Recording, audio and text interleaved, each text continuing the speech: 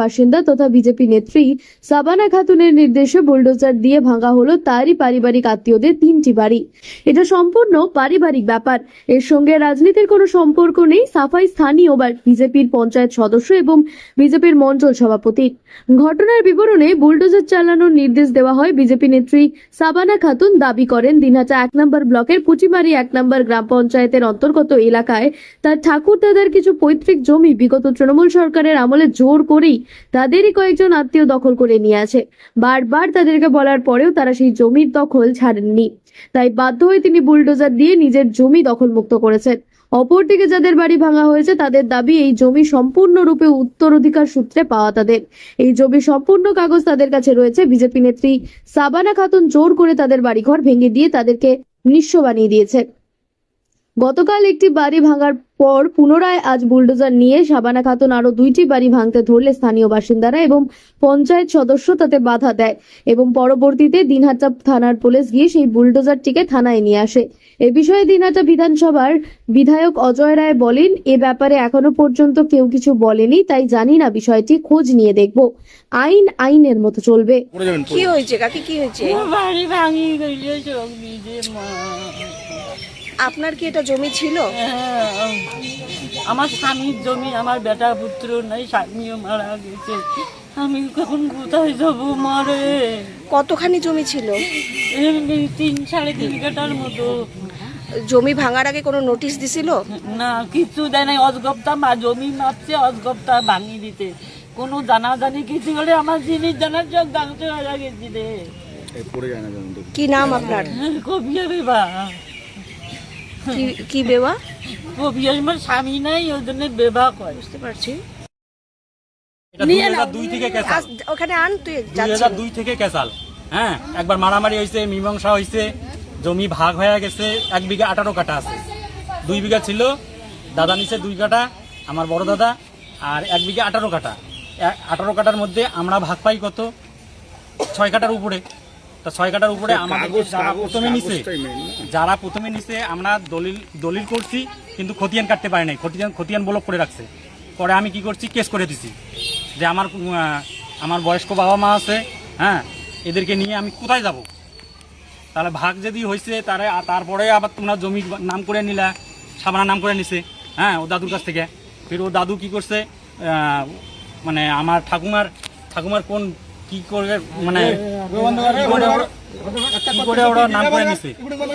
আমার বাবা এখনো অসুস্থ, হ্যাঁ, ওরা আমাকে বারবার ধমকি দিতেছে যে বাড়ি ভাঙবো, হ্যান ত্যান, কে আছে, কার বাবার দম আছে। হ্যাঁ, আপনার এটা কি আপনার সম্পত্তি? আমার বাবার সম্পত্তি, আমার ঠাকুরদার সম্পত্তি, আমার ঠাকুমার সম্পত্তি। আচ্ছা, আমি ওয়ারিশ। আপনার কাছে ইসে আছে, কাগজপত্র আছে? দলিল আছে, আমি খতিয়ান কাটতে পারি নাই। আচ্ছা, ছাপ কথা যেটা। আর যেটা হলো কথা, আমি খতিয়ান কাটতে যাই, পারি না। এখন কি বলছে, সমস্যাটা কি? এখন কি বলছে? সমস্যা কি, ওরা নাম করে নিছে, হ্যাঁ, সব জমি নাম করে নিছে। নাম করে নিয়ে আমাদেরকে এখন বিজেপি দিচ্ছে, বিজেপি সাপোর্টে কাজ করে। এখন ও ধমকি দেয় আমাদেরকে, বাড়ি ভেঙে দেবো, হ্যাঁ, এমন করবো, ওই করবো, জিসিবি দিয়ে নিয়ে ভাঙচুর করবো। হ্যাঁ, কটা বাড়ি ভাঙচুর হয়েছে? ভাঙচুর হয়েছে 3টা বাড়ি। কবে থেকে ভাঙচুর চালাচ্ছে? কালকে থেকে। আজকেও কি নাম ছিল? হ্যাঁ, আজকেও নাম ছিল, পুলিশ জিসিবি নিয়ে গেছে। হ্যাঁ, আবার আমরা যাইতেছি থানার মধ্যে, ওখানে যা দেখি কি করা যায়। কি নাম আপনার? আমার নাম আমিনুল মিয়া। আইনি নোটিশ ছিল কোনো কথা? না, ভাঙচুরের কোনো নোটিশ দেয় নাই। আর এ কোনোদিন আমাদের সঙ্গে বসেও নাই, আমাদের আত্মীয় হয়। এই যে যাদের বাড়ি ভাঙছে তারা কি আছে এখানে? আছে, সবাই আছে। তাদের আপনার নাম কি দাদা? এই যে এখানকার যে বাসিন্দা রয়েছে, কালকেও বুলডোজার চলেছে, ভদ্রমহিলা কাঁদছিলেন, এবং আজকেও বুলডোজার চলেছে এবং বুলডোজার পুলিশে নিয়ে গেছে। অভিযোগ করছে যে সাবানা বিজেপির নেত্রী, সে এই বুলডোজারগুলো চালিয়েছে। কয়েকটা পরিবার অভিযোগ করছে। কেন এই অভিযোগ করছে? এই কয়েকটা পরিবার বাইরের কেউ না, আমার হচ্ছে ঠাকুরদার যিনি বোন, তার বিয়ে হয়েছে অন্য জায়গায়, তিনি তার 2 ছেলেকে আইনে আমার ঠাকুরদার জমিতে জবরদস্তি করে বাড়ি করে দিছে। আর একটা বাড়ি যেটা আছে সেটা হচ্ছে আমার ঠাকুরদার ভাইয়ের ছেলের আমার ঠাকুরদার বাবা মা যখন বাইচে ছিল তখন আমার ঠাকুরদাকে জমি দিয়েছে, সেই প্রমাণ আমি আপনাকে জমা করলাম। সেই সূত্রে আমার ঠাকুরদা আমাকে জমি দিছে। জমি দেওয়ার পর যখন আমি আমার জমিগুলো দখল সূত্রে ধরতে যাই, তখন বিগত 1-1.5 বছর আগে বা 2 বছর আগে যখন আমি আমাদের পুটিমারি 2 অঞ্চল সিটাই বিধানসভা যারা দায়িত্বে ছিল তৃণমূলের প্রধানের হাজবেন্ড নুরুল সাবেদুল ইসলাম, এদেরকে যখন আমি রিকোয়েস্ট করি যে এই জমিগুলো আমার, এদের এইখানে ঘর তুলতে বারণ করো, তখন এরা জবরদস্তি করে আমার জমিতে এরা ঘর ওদেরকে তুলে দিছে। তারপরেও এক বাড়িতে আমিনুর মিয়া, আমার ঠাকুরদার ভাই আর ঠাকুরদার ভাইয়ের ছেলে, আমার জমি আটকানোর জন্য এক বাড়িতে তৃণমূলের সাবেদুল ইসলাম নুরুল, এরা এক বাড়িতে দুইটা সরকারি ঘর দিছে, যাতে সেই সরকারি ঘরগুলো দিয়ে আমার জমিটাকে তারা দেওয়াল দিয়ে জমিটাকে আটকানো যায়, পরে যাতে আমি জমিটাকে হাত দিতে না পারি, তখন একটা সৃষ্টি হয়। যখন এরা জমিটাতে বাড়ি করতেছিল তখনই আমি এদেরকে রিকোয়েস্ট করছি, এরা জবরদস্তি করে তৃণমূলের সাপোর্ট নিয়ে বাড়ি করছিল। আমি থানাও কমপ্লেন করছি, থানা আমাকে সেই সময় কোনো সাহায্য করে নাই। তো তখনই এদেরকে আমি বলছি যে এরকম ব্যাপার, জমি আজকে হলো আমি আমার বার করব, কালকে হলো বাড়ি করব।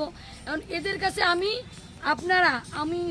যারা আমার এই যে বুলডোজার 2 দিন চললো, যাদের কাছে আমাদের এই খবরটা গেছে, সবার কাছে আমার একটাই অনুরোধ, যার কাছে জমির কোনো পেপারস নাই, যারা যদি সরকার বলে থাকে যে জবরদখল কোথাও চলবে না, তাহলে আমার জমিতে আমি কেন জবরদখল মানব? এরা তো 30 বছর হলো আছে, সেটা এবার ব্যাপার হলো এদের কি আইনি নোটিশ ছাড়া এইভাবে উচ্ছেদ করা যায়?